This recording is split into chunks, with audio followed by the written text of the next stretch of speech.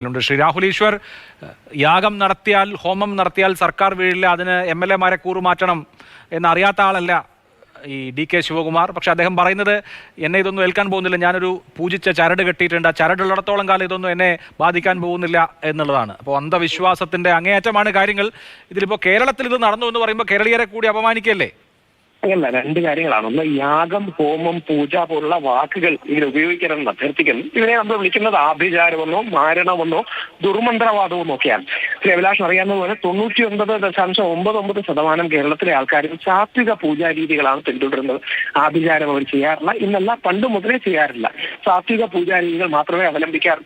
നമ്മുടെ നാട്ടിൽ അങ്ങനെ ചെയ്തു എന്ന് വിശ്വസിക്കാൻ ബുദ്ധിമുട്ടാണ്. ശ്രീ DK ശിവകുമാർ തന്നെ കൂടുതൽ പുറത്തുവിടണം. ഞാനിപ്പോൾ ഇതിനോട് ബന്ധപ്പെട്ട അല്ലെങ്കിൽ ഈ ഭാഗങ്ങളിലുള്ള ആൾക്കാരോട് സംസാരിച്ചു, ലഭ്യമായ വിവരങ്ങളുടെ അടിസ്ഥാനത്തിൽ. അങ്ങനെ നടന്നതായ ആർക്കും അറിയില്ല. മുമ്പ് ശ്രീ യെദ്യൂരപ്പയും ഇങ്ങനെ പറഞ്ഞിരുന്നു. കർണാടകത്തിൽ ഇത്തരം ക്രിയകൾക്ക് വലിയ വിശ്വാസവും കാര്യങ്ങളും നമ്മളെ കാട്ടി ഒരുപക്ഷെ ഉണ്ട്. ശ്രീ യെദ്യൂരപ്പ ഇതിന് മറുക്രിയകൾ ചെയ്തു എന്നൊക്കെയും ശ്രീ അന്ധവിശ്വാസം അല്ല, അതല്ല, ഞാനിതിൽ വിശ്വസിക്കുന്ന വ്യക്തിയല്ല. ഞാൻ സാത്വിക പൂജാ രീതികൾ വിശ്വസിക്കുന്ന വ്യക്തിയാണ്. പക്ഷേ ഇത് ദുർമന്ത്രവാദം, ബ്ലാക്ക് മാജിക് എന്ന വാക്കാണ് നമ്മൾ ഉപയോഗിക്കേണ്ടത്. യാഗം, ഹോമം, യജ്ഞം, പൂജ, ഹവിസ്, ഇതിനൊക്കെ മറ്റർത്ഥങ്ങളാണുള്ളത്. അതിൽ രാഹുൽ ഈശ്വർ, ഇപ്പൊ നമുക്ക് ഈ തൃശ്ശൂർ ജില്ലയിലെ ചില ഭാഗങ്ങളിൽ ഈ കുട്ടിച്ചാത്തൻ മഠങ്ങളും മറ്റുമൊക്കെ ഉണ്ട്. അതല്ലാതെ ഇപ്പൊ ഇവിടെ DK ആരോപിക്കുന്നത് ഒരു രാജരാജേശ്വരി ദേവസ്ഥാനത്ത് ഇങ്ങനെ ബലി നടന്നു എന്നാണ്. അങ്ങനെ ഈ പറഞ്ഞ പോലെ ഒരു പൊതുസ്ഥലത്ത് അല്ലെങ്കിൽ വിസിബിലിറ്റി ഉള്ള സ്ഥലത്ത് ഈ പറഞ്ഞതുപോലെ ബലി കൊടുക്കലൊന്നും നടക്കില്ല, അത് നിരോധിക്കപ്പെട്ട കാര്യമാണല്ലോ. അപ്പൊ ഇങ്ങനെ ഈ വനത്തിനോട് ചേർന്നതോ അല്ലെങ്കിൽ ഒറ്റപ്പെട്ടതോ ആയ സ്ഥലങ്ങളിൽ ഇങ്ങനെയുള്ള ദേവസ്ഥാനങ്ങളൊക്കെ ഉണ്ടോ കേരളത്തിൽ? താങ്കൾക്ക് അറിയാമായിരിക്കുമല്ലോ. എനിക്കറിയാം, ഞാൻ പല സ്ഥലങ്ങളിലും പോയിട്ടുണ്ട്. ഈ ശാസ്ത്രൻ എന്ന് പറയുന്ന വാക്കിന്റെ അപഭ്രംശമെന്നൊക്കെ പറയുന്നവരുണ്ട്.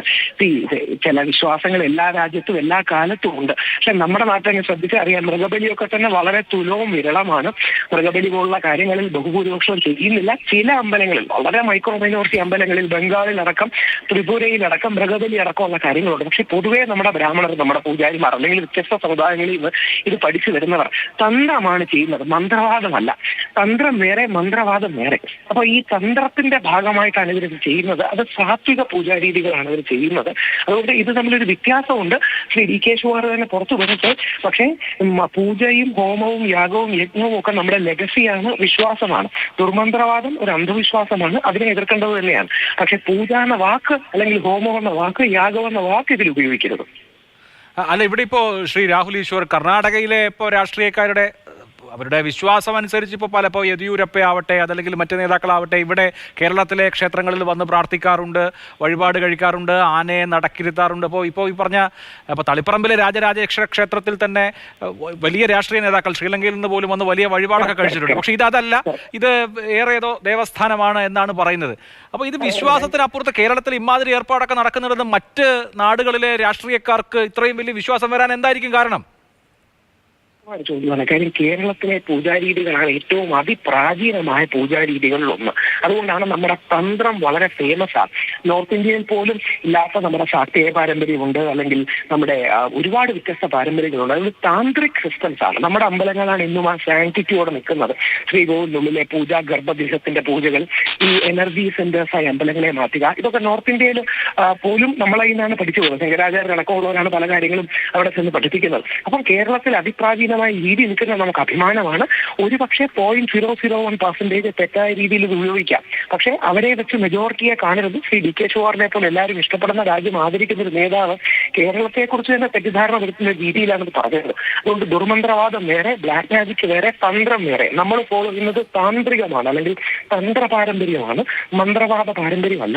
മന്ത്രവാദത്തിലാണ് ഈ ദുർമന്ത്രവാദം എന്ന് പറയുന്ന ബ്ലാക്ക് മാജിക്, MAGIK എന്നൊക്കെ വിളിക്കുന്ന നാഗ്ദികളടക്കം ഈ മാജിക്കിൽ വിശ്വസിക്കുന്നു എന്നാണ് പറയുന്നത്. അപ്പം നമ്മൾ അങ്ങനെയല്ല. സാത്വികത, എനർജി വർദ്ധിപ്പിക്കുക, 5 എനർജി ബോഡീസിനെ ഇംപ്രൂവ് ചെയ്യുക തുടങ്ങിയ വിശ്വാസങ്ങളാണ് നമുക്കുള്ളത്. അതിൽ അംഗീകരിക്കാത്തവർ കാണാം, അംഗീകരിക്കുന്നവർ കാണാം. പക്ഷെ നമ്മുടെ പൂജാ രീതികൾ സാത്വികവും പോസിറ്റീവുമാണ്, നെഗറ്റീവ് അല്ല, ആരെയും നശിപ്പിക്കാനുള്ളതല്ല. ശത്രുസംഹാരം എന്ന് പറഞ്ഞാൽ ഉള്ളിലുള്ള ശത്രുവിനെ, നെഗറ്റിവിറ്റിയെ ഇല്ലാതാക്കാനാണ്, അല്ലാതെ അടുത്ത വീട്ടിലെ ആളെ ഇല്ലാതാക്കാനല്ല എന്നൊരു തിരിച്ചറിവ് എല്ലാവർക്കും ഉണ്ടാകുന്നത്. അല്ല രാഹുൽ ഈശ്വർ, ഈ ശത്രു സംഹാര പൂജ എന്ന് പറഞ്ഞ പണ്ട് പത്രങ്ങളുടെയൊക്കെ ക്ലാസിഫൈഡ് പേജുകളിലൊക്കെ പരസ്യം കാണാറുണ്ടായിരുന്നു. അമാതിരി ഏർപ്പാട് ഇപ്പോൾ ഉണ്ടാവുമല്ലോ. അപ്പോൾ താങ്കൾ ഈ പറഞ്ഞ 99% സാത്വികമാണെങ്കിൽ ബാക്കി 1% ഉള്ളോ? ചില ആൾക്കാർ എല്ലാ മതങ്ങളും എല്ലാ വിശ്വാസങ്ങളും തെറ്റായ രീതിയിൽ ഉപയോഗിക്കുമല്ലോ. അങ്ങനെ തെറ്റായ രീതിയിൽ ചില ആൾക്കാർ ഉപയോഗിച്ചിട്ടുണ്ടാകാം, സംശയമില്ല. അങ്ങനെ തെറ്റായ തലയോട്ടി വെച്ച് ചെയ്യുന്ന പൂജകൾ, തലയോട്ടി വെച്ച് ചെയ്യുന്ന പൂജകളുണ്ട്, മൃഗങ്ങളുടെ ശരീരം വെച്ച് ചെയ്യുന്ന പൂജകളുണ്ട്. അതിന്റെ തിയറി എന്ന് പറഞ്ഞാൽ അതിന്റെ നെഗറ്റീവ് എനർജി ആവാഹിച്ച് വേറൊരാളെ ദോഷപ്പെടുത്താറുള്ളതാണ്. പക്ഷെ ഒരു അമ്പല പരിസരത്തും ഇത് ചെയ്യില്ല.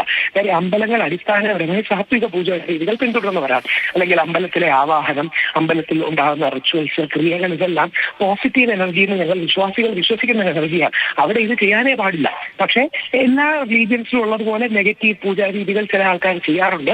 ഇപ്പം മദ്യം നെഗറ്റീവായിട്ട് യൂസ് ചെയ്യാറുണ്ട്, അല്ലെങ്കിൽ മാംസം നെഗറ്റീവായിട്ട് യൂസ് ചെയ്യാറുണ്ട്. മാംസത്തിനൊന്നും ഒരു തെറ്റുമില്ല, പക്ഷെ അതിനെ നെഗറ്റീവായി യൂസ് ചെയ്ത് ആ മൃഗങ്ങളുടെ സ്പിരിറ്റിനെ അടക്കം ചാനലൈസ് ചെയ്യുക എന്ന് പറയുന്ന തിയറിയാണ് ദുർമന്ത്രവാദം. അതുകൊണ്ടാണ് ഒരു പക്ഷേ അഭിലാഷ് ശ്രദ്ധിച്ചാണ്, നമ്മൾ മന്ത്രവാദം ഒന്നും പറയില്ല, നമ്മൾ മന്ത്രം ഉപയോഗിച്ച് ചെയ്യും. പക്ഷെ താന്ത്രികമാണ്, തന്ത്രമാണ് ഇതിന്റെ ബേസ്, മന്ത്രവാദമല്ല. അപ്പം ദുർമന്ത്രവാദം മറ്റൊരു ധാര തന്നെയാണ്, അത് ഡിസ്കറേജ് ചെയ്യപ്പെടണം. പക്ഷെ എന്നാൽ വിശ്വാസവും പൂജയും ഹോമവും യാഗവും യജ്ഞവും എല്ലാം നിലനിൽക്കുകയും വേണം. യെസ്, എന്തായാലും എന്താണ് സംഭവിച്ചിരിക്കുന്നത് എന്നറിയില്ല. നന്ദി രാഹുൽ ഈശ്വർ.